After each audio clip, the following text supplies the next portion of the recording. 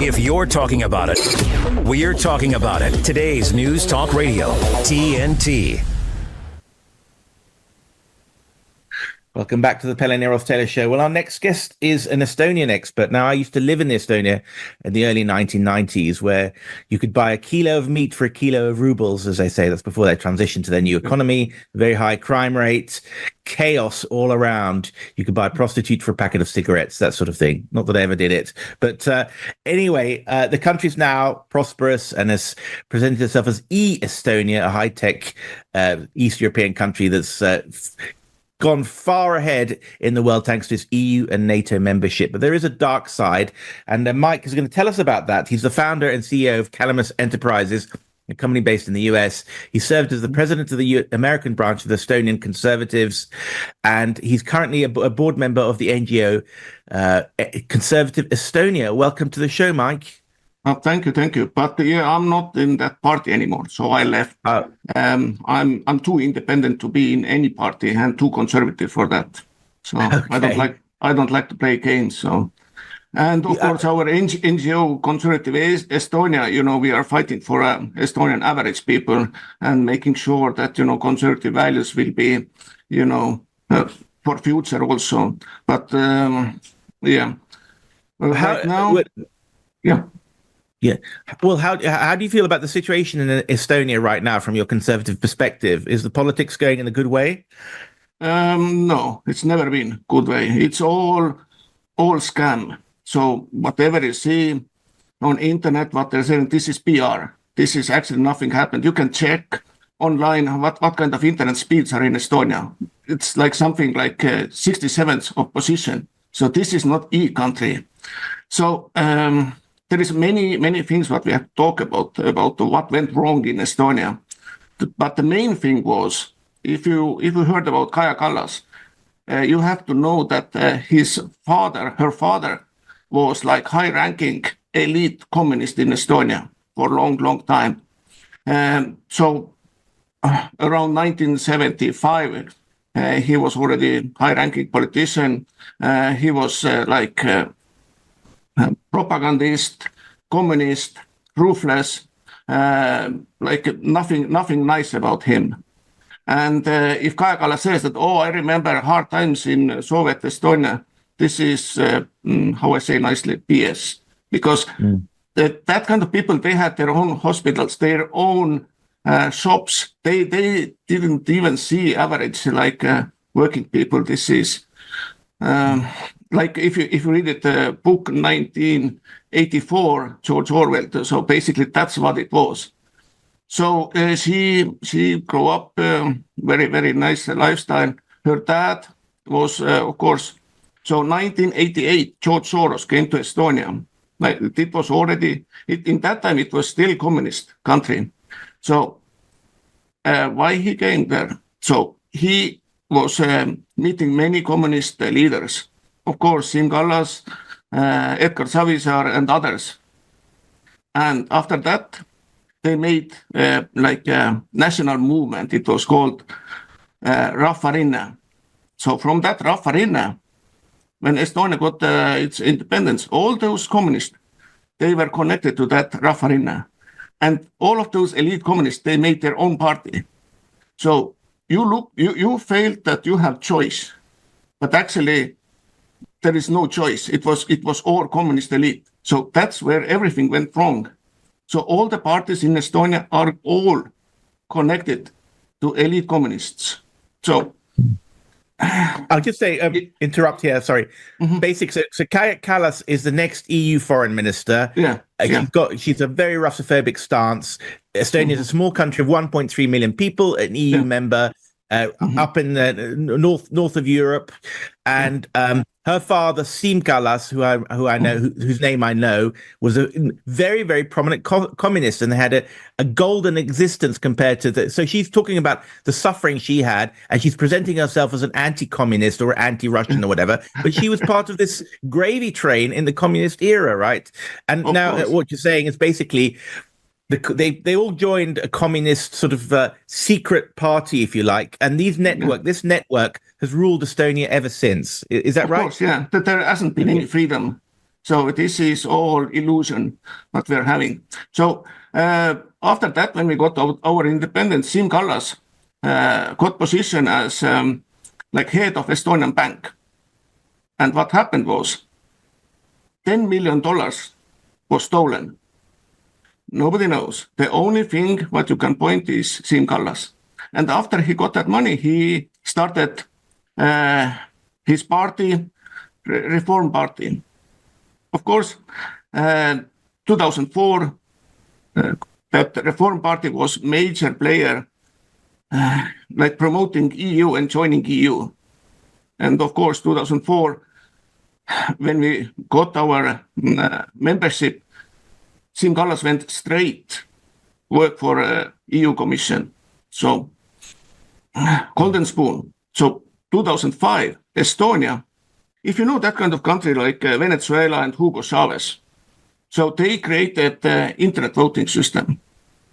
And Kaja Kallas brought it, Siim Kallas brought it to Estonia. And ever since, from 2005, they never ever lost any elections. They're always winning. So you can imagine how. Mike, we'll continue after the break. You've just given me a sensational jigsaw piece, which I'll explain after the break. We're just going into a news break. This is the Pellе Nerotu Teylor show on TNT News Talk. Stick around because Mike is onto something incredibly important for those who believe that Trump had his election stolen back in 2020. Back up. TNT.live.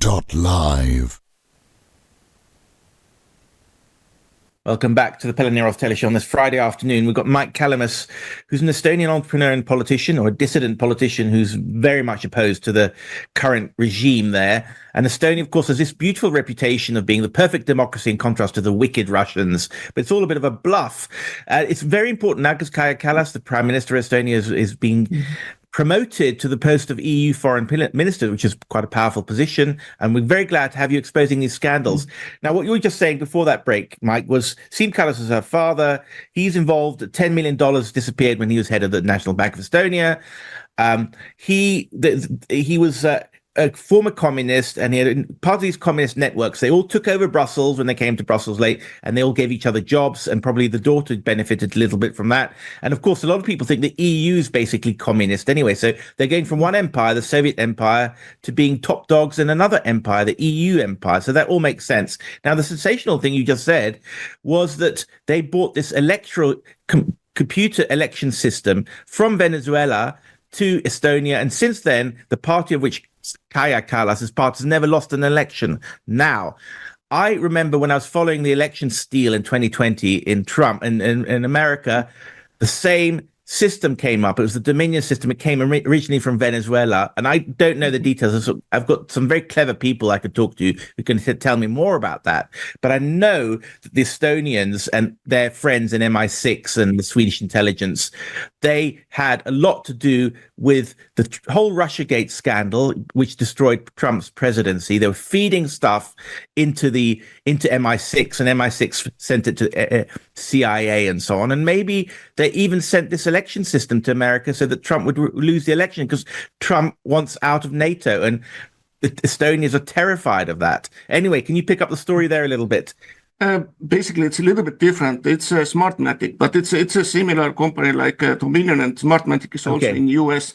But in US, those are not internet voting systems. They are actually, those are machines that are counting the votes, the paper ballots.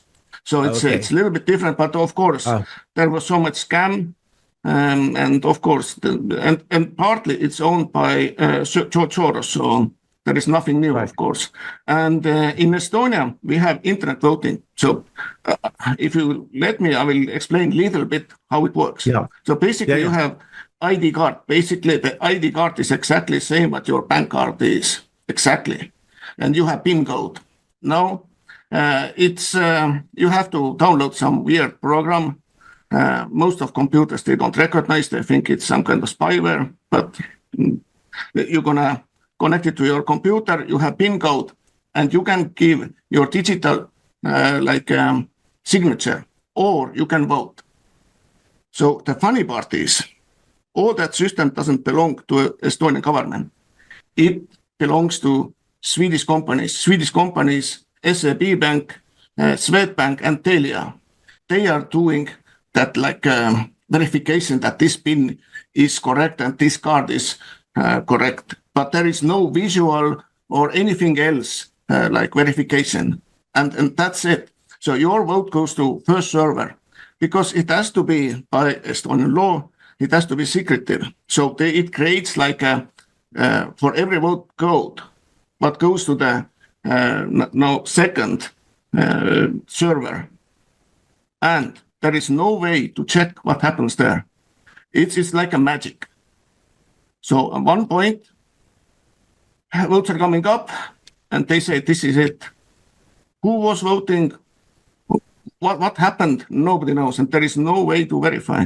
And you have to believe. If you don't believe or say something like I say, so Estonian media, what is all liberal, they're going to destroy you. And like last elections, last year, 2023. So I was also part of that voting rally. I was a candidate in a very small district where nobody knows me, but I just wanted to see how everything works.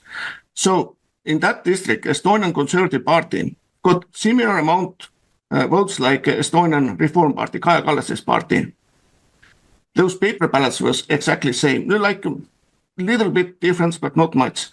Same age, same age groups, everything. But if you look now, internet votes, they got 10 times more than Conservative Party. So who's going to believe it? Do you going to believe it? Anybody who knows a little bit about statistics, this is not the way. There can be 3-4%, but not 10 times difference. So this is all what happened. Can I just interrupt? Sorry. Yeah. Just to clarify. So people can either vote via paper ballots or internet ballots. On the paper ballots, you had about the same because you can judge by looking at that.